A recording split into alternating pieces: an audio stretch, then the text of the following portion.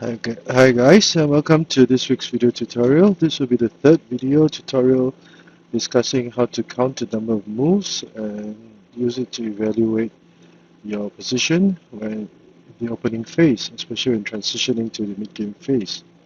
This will be the third example. And without further ado, let us begin. The central cannon.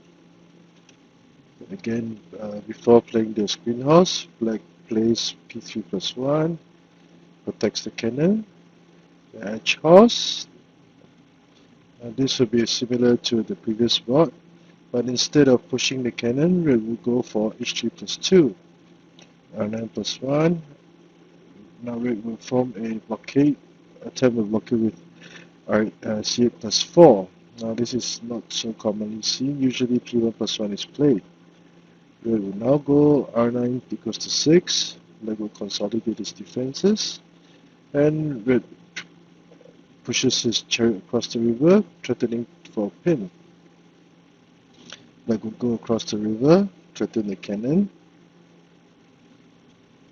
offering a trade of cannons which black refuses, and red will now retreat his chariot to target the black horse.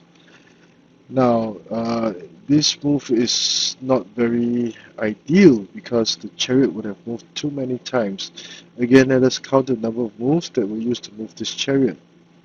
So, 1, 2, 3, 4, 5.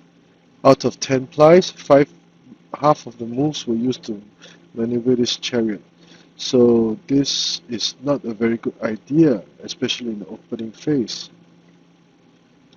And this will result in loss of initiative for black.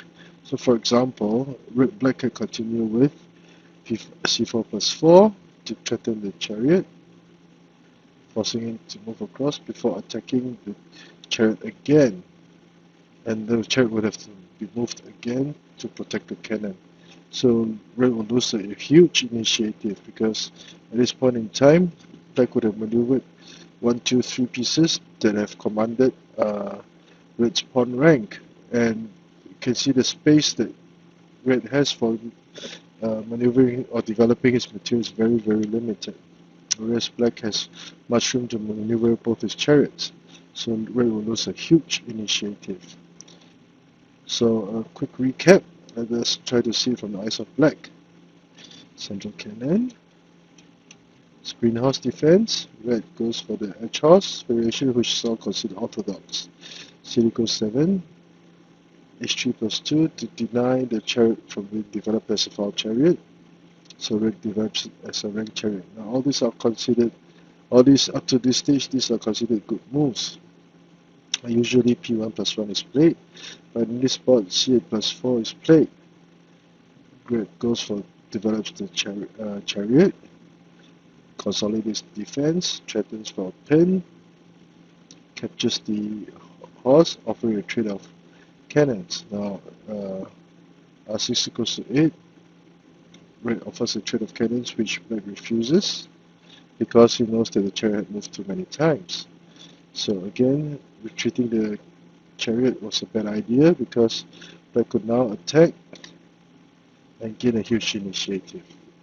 So this concept is very useful, and I hope I wish that I knew about this concept when I started learning Xiangqi many years ago. So I hope you've enjoyed this video. If you like the work that I've been doing, please do subscribe to my channel and give this video a thumbs up. Thank you.